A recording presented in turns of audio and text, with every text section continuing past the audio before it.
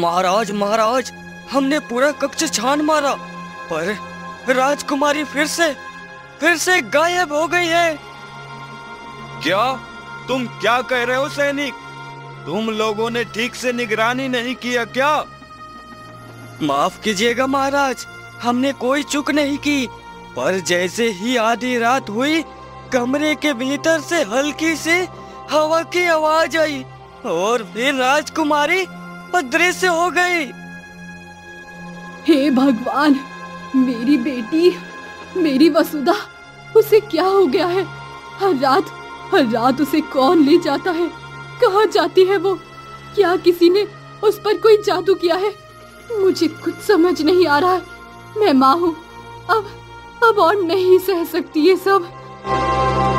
महारानी, तुम्हारा दुख मैं समझ सकता हूँ, पर हम कमजोर नहीं पड़ सकते। हमारी बेटी है वो, पर अभी तक हमें यह समझ नहीं आया कि हमारी पुत्री रात को जाती कहाँ है और सुबह होते ही बिस्तर पर आ जाती है और उसे कुछ याद भी नहीं रहता।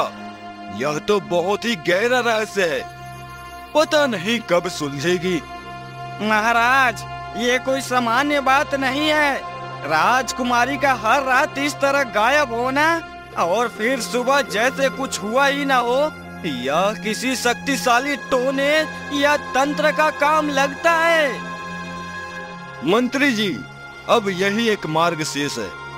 घोषणा करवा दीजिए, जो भी मेरी बेटी को इस रास्ते से मुक्त करेगा, उसे राज्य का आधा हिस्सा मिलेगा।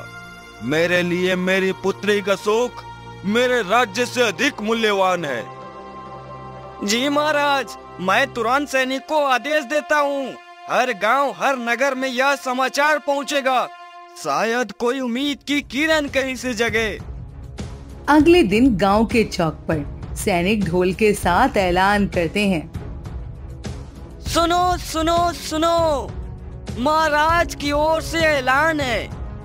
जो भी राजकुमारी के रहस्य को सुलझा देगा, उसे राज्य का आधा हिस्सा मिलेगा। राज्य की हर संपत्ति, हर धरोहर में उसका आधा अधिकार होगा। गांव में सभी लोग बात कर रहे थे, तभी भीड़ में से एक साधारण किसान बिरजू आगे आता है। देखो भाग्यवान, ये मौका हमारे दरवाजे आया है। मैं महल जाऊंगा, शायद मैं ही उस रहस्य का हल निकाल लूं। हमारे दिन बदल सकते हैं। क्या कह रहे हो जी? इतने बड़े बड़े विद्वान, राज के लोग कुछ कर नहीं पाए, और आप एक साधारण किसान क्या कर पाएंगे भला? तू मेरे ऊपर यकीन कर। जब पूरे राज्य के ज्ञानी असफल हो गए, तब किसी सीधे सच्चे दिल वालों की बारी आती है। किस दिन मेरा दिमाग काम आएगा बताओ? मैं देखना इस रहस्य को यूं सुलझा दूंगा कि सब देखते रह जाएंगे। भगवान करे जी, आप सही साबित हो। हमारे सपने कब से अधूरे हैं। अगर तुम्हारी चतुराई से पूरे हो गए, तो पूरे राज्य में तुम्हारा नाम होगा। बिरजू सज सवर के गांव से निकलकर जैसे ही बिरजू महल के दरबार में प्रवेश करता है, तभी मंत्री वहां पर आते हैं। कौन हो तुम जो महल में घुसे आ रहे हो? मंत्री जी, मैं बिरजू, आपके राज्य का एक गरीब किसान। सैनिक ने जो ऐलान किया है, वही सुनकर मैं यहाँ आया हूँ और राजकुमारी का सत्य सबके सामने लाने की कोशिश करना चाहता हूँ। चलो ठीक है, देखते हैं तुम्हारा भी ज्ञान। चलो मैं महाराज से कहता हूँ। फिर मंत्री राज दरबार में जाते हैं। महाराज, एक और व्यक्ति आया है। नाम है बिरजू, एक साधारण किसान, गांव से आया है। किसान?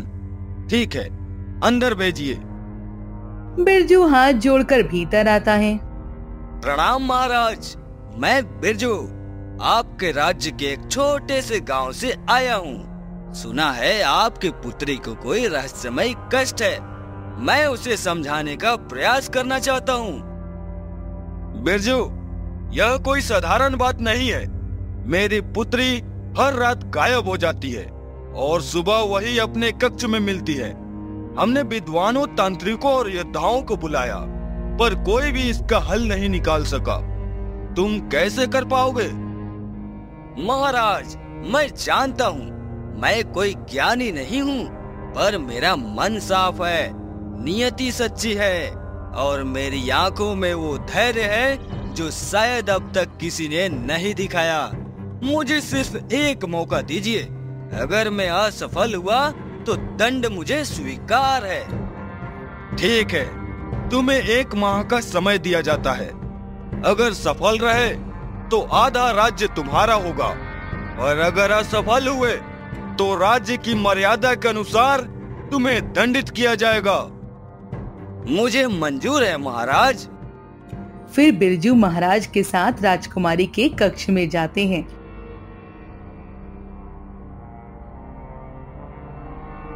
बेटी, यह बिरजू है, हमारे राज्य से तुम्हारे रहस्य को सुलझाने आया है। पिताजी, आप तो जानते हैं ये सब मेरी मर्जी से नहीं होता। मैं भी थक गई हूँ इस रहस्य से। राजकुमारी जी, मैं यहाँ आपका दुख समझने आया हूँ, न कि सवाल पूछने। आप निश्चिंत रहिए, मैं कोशिश करूँगा कि अब हर रात का अंत एक नई सुबह से हो। फिर कुछ ही घंटों में सूरज डूब जाता है और रात गहरी हो जाती है। आज मैं एक पल को भी नहीं झपकूंगा, चाहे कुछ भी हो जाए। आज मेरी आंखें सिर्फ सच को खोजेगी और राजकुमारी पर पैनी नजर रखेगी। घंटों बीतते हैं, बिरजू राजकुमारी को देखता है, लेकिन जैसे ही आधी रात होती है, थोड़ी थकान में उसकी आंखें भारी होने लगती हैं। राजकुमारी तो सो रही है, मेरी आंखें तो काम नहीं कर रही है। मैं एक काम करता हूँ, थोड़ा सा एक झपकी ले लेता हूँ, फिर तुरंत उठ जाऊंगा।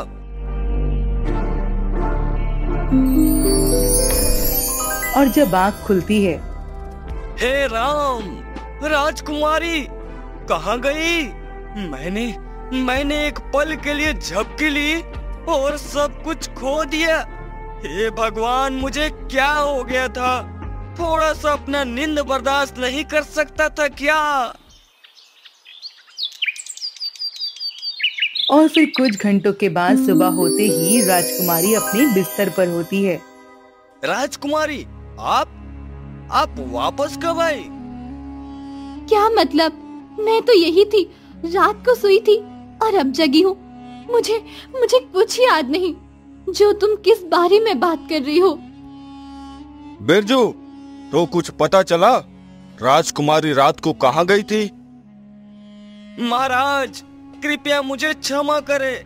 मैंने पूरी रात आंखें खोलकर बिताया, पर थकान की वजह से एक पल को आंखें लग गई और उसी समय राजकुमारी गायब हो गई। मैं जानता हूँ यह मेरी बड़ी चूक थी, पर मैं हार नहीं मानूंगा। बिरजू, तुम्हारा पहला दिन असफल रहा। क्या तुम्हें अब भी लगता है कि तुम इस रहस्य को सुलझा पाओगे? हाँ महाराज, आज रात मैं खुद से एक वादा करता हूँ, मैं एक पल को भी पल के नहीं झपकाऊंगा, चाहे कुछ भी हो जाए। इस बार मैं राजकुमारी की कड़ी निगरानी करूंगा। तो ठीक है, तुम्हें एक और अवसर मिलता है, लेकिन याद रखो समय सीमित है और राज्य की प्रतिष्ठा दांव पर लगी है। राजा चले जाते हैं। दिन भर के इंतजार के बाद जब रात होती है, आज कुछ भी हो जाए, मैं एक सेकंड के लिए भी आंखें नहीं झपकूंगा। ये मेरी परीक्षा है और मैं हार नहीं मानूंगा। रात गहराती है, महल शांत है। बिरजू पूरी एकाग्रता से राजकुमारी के कक्ष पर नजर गड़ाए हुए बैठा था। तभी कुछ बर्तन गिरने की तेज आवाज आती है। यह क्या था? कोई बिल्ली होगी शायद। वो हल्का सा पीछे मुड़ता है, लेकिन उसी पल नहीं, ये क्या? राजकुमारी फिर से गायब। हे भगवान, शायद यह रहस्य मेरे अकेले का बस का नहीं। अब मुझे अपने तांत्रिक मित्र की मदद लेनी ही होगी।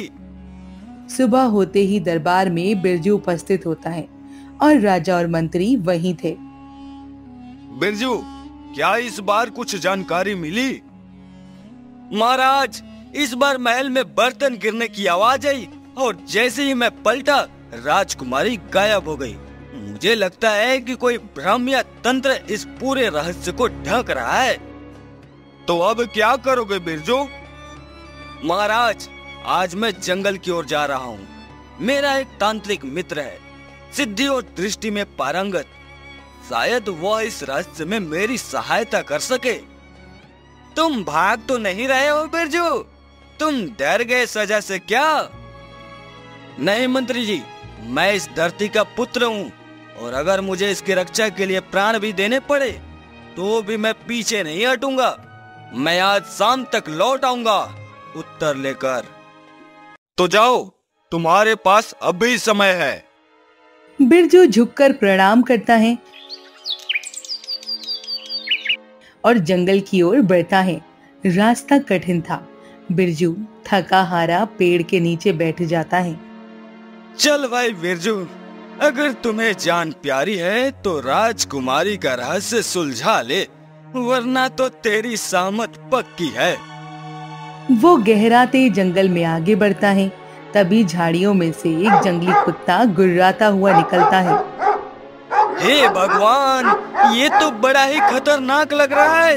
ये तो मुझे काट ही लेगा। अरे बचाओ, कोई है? इस कुत्ते से तो मुझे बचा लो। भाग बिरजू भाग, अगर जान प्यारी है तो। वो तेजी से भागता है और एक पेड़ पर चढ़ जाता है। कुत्ता नीचे भौंकता रहता है। अब मैं क्या करूं? ये नीचे से हट ही नहीं रहा। कितनी देर तक लटकूं इस पेड़ पर? घंटों बीतते हैं। तभी एक जानी पहचानी आवाज आती है।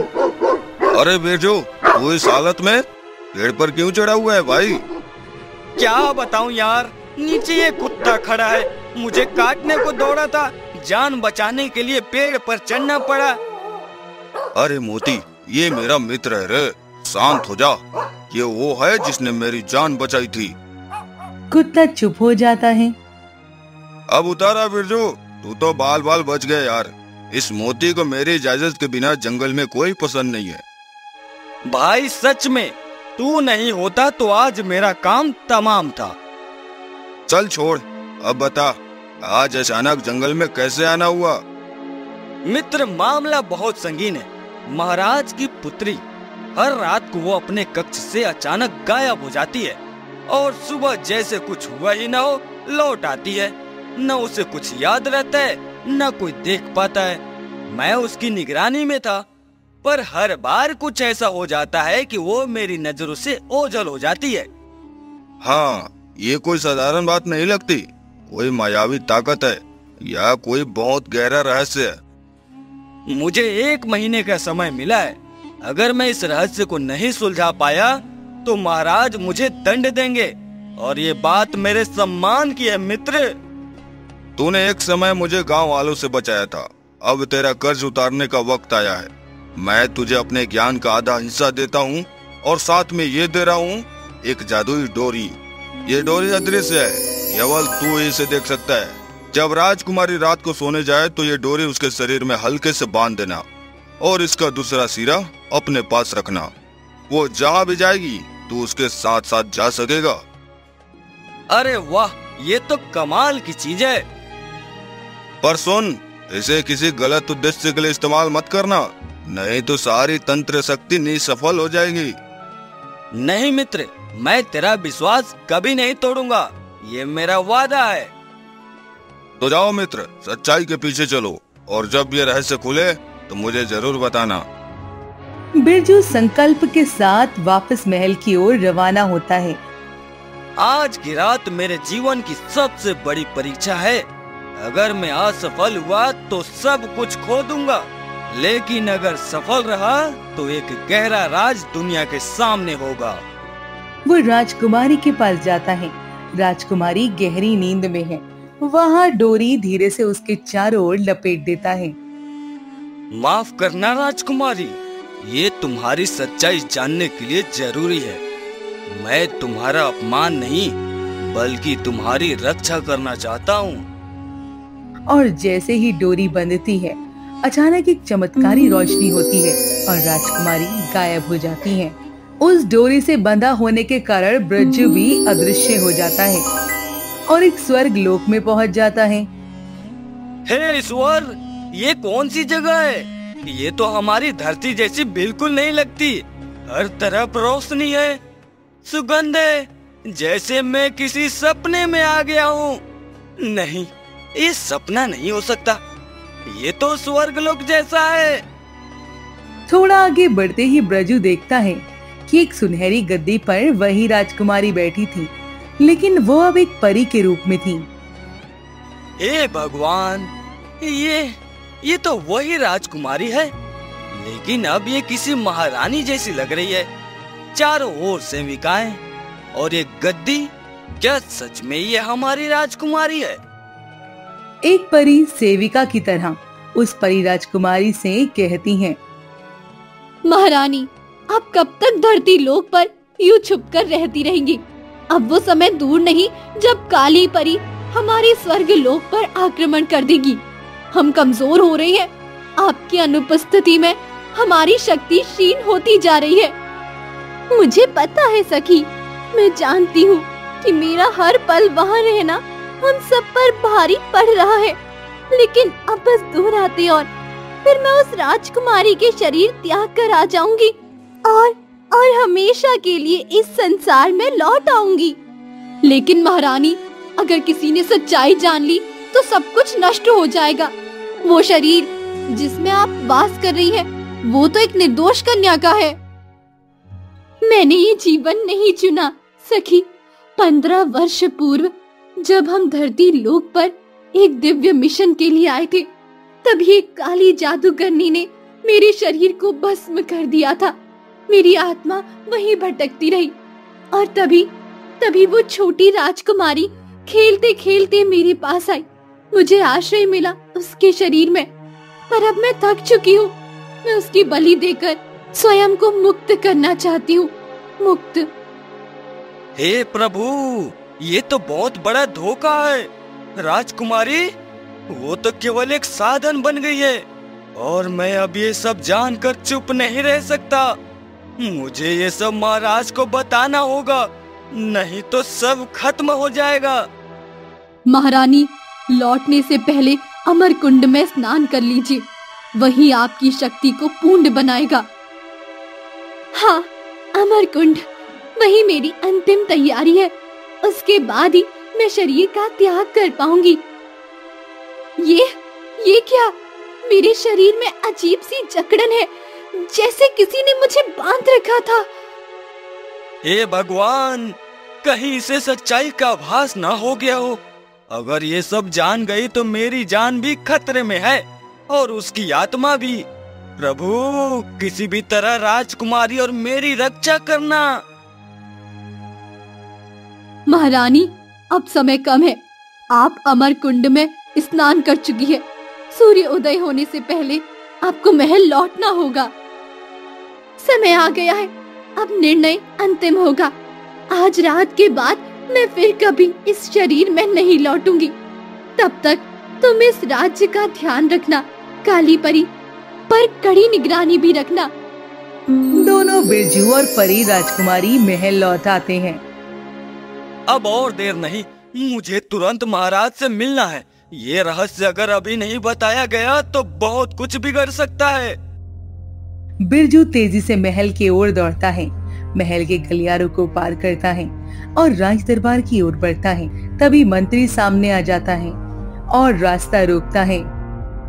ठहरो बिरजू, अभी राज दरबार में महाराज किसी अति महत्वपूर्ण निर्णय पर विचार कर रहे हैं। किसी को भीतर जाने की अनुमति नहीं है। मंत्री जी, यह मामला उस निर्णय से भी अधिक महत्वपूर्ण है। मैं जो लेकर आया हूँ वह पूरे राज्य की नियति बदल सकता है। बिरजू, धैर्य रखो, नियमों को तोड़ना ठीक नहीं। थोड़ी देर रुको, मैं खुद महाराज से कह दूंगा।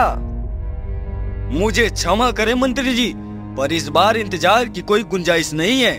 यह सिर्फ मेरी खोज नहीं, बल्कि एक आत्मा की मुक्ति, एक जादुई रहस्य और एक पिता की चिंता से जुड़ी बात है। बिरजू, तुम किस आत्मा की बात कर रहे हो? उस परी की जो राजकुमारी के शरीर में समाई थी और जिसके कारण सब कुछ बदल गया। अब और देर नहीं। महाराज, क्षमा कीजिए, मुझे बिना आज्ञा के अंदर आने की धृष्टता करनी पड़ी, लेकिन बात ही कुछ ऐसी है। अगर अभी ना बताया तो बहुत देर हो जाएगी। बहुत बड़ा संकट आ चुका है। बिरजू, तुम्हारी हालत क्यों ऐसी हो रही है? बोलो, क्या हुआ? राजकुमारी कहाँ है? कल रात मुझे पता चला, जब मैं राजकुमारी के कक्ष में गया था तो तुम और राजकुमारी दोनों गायब थे। बताओ, तुम दोनों कहाँ गए थे? महाराज, मैं उसी बारे में आपसे कहने आया हूँ। मैं जो कहने जा रहा हूँ वह शायद आपके लिए कल्पना से भी परे हो, लेकिन हर शब्द सत्य है। तो कुछ पता चला? राजकुमारी रात को कहाँ गई थी? राजकुमारी के शरीर में एक परी की आत्मा वास कर रही है। जी हाँ, एक स्वर्ग लोक की शक्तिशाली परी जो वर्षों पहले एक काली जादूगरनी से लड़ते हुए अपना शरीर खो बैठी थी। और उसी वक्त राजकुमारी 5 साल की थी तो राजकुमारी के शरीर में वास करने लगी है और हर रात वो अपनी परी लोक जाती है। बिरजू, यह तुम क्या नाप शनाप बोल रहे हो? तुम जानते हो ये कैसे गंभीर आरोप है? राजकुमारी हमारी बेटी है। महाराज, मैं झूठ नहीं बोल रहा। मैंने अपनी आंखों से वह लोक देखा है, स्वर्ग लोक जैसा स्थान, जहाँ राजकुमारी अब एक परी के रूप में राजगद्दी पर बैठी थी। वहाँ मैंने उसकी बातें सुनी। वह कह रही थी कि अब बस 2 दिन शेष है, फिर वह राजकुमारी के शरीर से बाहर निकलकर अपने लोक लौट जाएगी और राजकुमारी की बलि दे दी जाएगी। तो कुछ पता चला? राजकुमारी रात को कहाँ गई थी? राजकुमारी के शरीर में एक परी की आत्मा वास कर रही है। जी हाँ, एक स्वर्ग लोक की शक्तिशाली परी जो वर्षों पहले एक काली जादूगरनी से लड़ते हुए अपना शरीर खो बैठी थी। और उसी वक्त राजकुमारी 5 साल की थी तो राजकुमारी के शरीर में वास करने लगी है और हर रात वो अपनी परी लोक जाती है। बिरजू, यह तुम क्या नाप शनाप बोल रहे हो? तुम जानते हो ये कैसे गंभीर आरोप है? राजकुमारी हमारी बेटी है। महाराज, मैं झूठ नहीं बोल रहा। मैंने अपनी आंखों से वह लोक देखा है, स्वर्ग लोक जैसा स्थान, जहाँ राजकुमारी अब एक परी के रूप में राजगद्दी पर बैठी थी। वहाँ मैंने उसकी बातें सुनी। वह कह रही थी कि अब बस 2 दिन शेष है, फिर वह राजकुमारी के शरीर से बाहर निकलकर अपने लोक लौट जाएगी और राजकुमारी की बलि दे दी जाएगी। बलि? यह कैसे हो सकता है? राजकुमारी की आत्मा कहाँ है फिर? राजकुमारी की आत्मा अभी भी जीवित है, लेकिन दबाई गई है उसी शरीर में। किसी को कुछ समझ नहीं आ रहा है, क्योंकि वह परी दिन में उसके शरीर से बाहर चली जाती है और रात होते ही राजकुमारी के शरीर में आकर और राजकुमारी को लेकर अपने लोक चली जाती है। हे ईश्वर, मेरी बेटी, इसके साथ इतना बुरा क्यों हो रहा है? मैंने किसी का क्या बिगाड़ा था जो मेरी बेटी के साथ ये सब हो रहा है? मेरी बेटी की रक्षा करो प्रभु। क्या कोई उपाय है बिरजू, जिससे कि मैं अपनी बेटी को उस आत्मा से मुक्ति दिला सकूं? महाराज, हाँ, अगर हम उस परी की आत्मा को शांति से उसके लोक वापस भेज दें तो राजकुमारी को बचाया जा सकता है। लेकिन ये कैसे संभव है? वो कोई साधारण आत्मा नहीं, वो तो दिव्य लोक की है, और अगर हम बलपूर्वक कुछ करेंगे तो शायद वह राजकुमारी को क्षति पहुंचा दे। इसलिए मुझे अपने मित्र तांत्रिक से सहायता लेनी होगी। उस आत्मा की प्रकृति को केवल वही ऐसा यंत्र बना सकता है जिससे आत्मा को शरीर से अलग किया जाए बिना किसी हानि के। तो फिर देर किस बात की बिरजू? तुम जाओ तुरंत, अपने मित्र को लेकर दरबार में हाजिर हो। समय बहुत कम है। जी महाराज।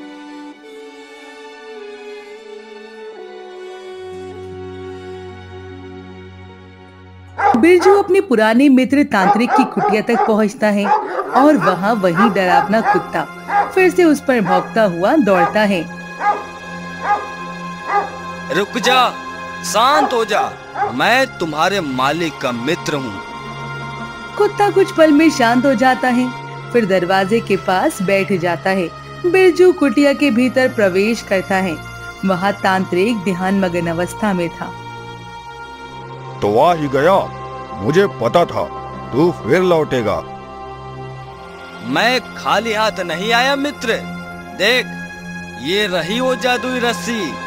इसका काम पूरा हो चुका है और सच्चाई सामने है। राजकुमारी के शरीर में एक परी की आत्मा है। तो वो राजकुमारी वर्षों से किसी आत्मा का वास था उसमें, और अब उसे मुक्ति दिलानी है, और इसमें सिर्फ तुम ही मेरा सहायता कर सकते हो। तुम्हारी तंत्र विद्या ही उसे अलग कर सकती है। राजमहल, बिरजू तुम बोल रहे हो? उस राजा ने तो मुझे अपने राज्य की सीमा में भी कदम रखने से मना किया था। जानता हूँ, पर अब बात किसी झगड़े या अपमान की नहीं। अब बात है एक मासूम आत्मा की मुक्ति की और एक पिता की संतान को वापस पाने की। ठीक है, और उससे पहले कठिन काम करना होगा। आत्मा को अलग करने के लिए एक विशेष जड़ी बूटी चाहिए जो इस मायावी जंगल के भीतर छिपी है। तो चलो, हम अभी निकलते हैं। नहीं बिरजू, वहाँ मैं नहीं जा सकता। वो जड़ी बूटी ऐसे स्थान पर है जहाँ तंत्र विद्या की शक्ति काम नहीं करती। केवल एक साधारण मनुष्य ही वहाँ प्रवेश कर सकता है, और तुम वही हो। क्या वहाँ कोई खतरा है? हाँ, वहाँ एक जादुई वृक्ष है जो 2 कठिन पहेलियाँ पूछेगा। केवल सही उत्तर देने पर ही वह जड़ी देगा। अगर तुम असफल हुए तो वापस आना मुश्किल होगा। अगर उस आत्मा की मुक्ति के लिए जान भी देना पड़े तो मैं तैयार हूँ। फिर बिरजू आगे बढ़ता है और घना जंगल के बाद जादुई वृक्ष के पास जाता है। ठहर मनुष्य, यदि तू इस जड़ी बूटी को चाहता है तो पहले मेरे एक प्रश्नों का उत्तर दो। सुन प्रश्न। न खुद चलता है न उड़ता है, पर फिर भी सफर तय करता है। हर दिल में छिपा रहता है पर दिखता नहीं किसी को साफ। वह क्या है? वह है स्वप्न। वृक्ष हिलता है और एक नीली चमकती पत्तियों वाली जड़ी बूटी धीरे से नीचे गिरती है। तू बुद्धिमान है, ले जा इसे, पर याद रख इसे केवल एक बार ही प्रयोग में लाया जा सकता है। धन्यवाद। बिरजू जड़ी बूटी लेकर तेजी से लौटता है और तांत्रिक को सौंपता है। अब मैं इससे एक ताबीज बनाऊंगा। यही ताबीज राजकुमारी की आत्मा को शरीर से मुक्त करेगा। चलो मित्र, आज तुम दिखाई दो अपने हाथों का कमाल।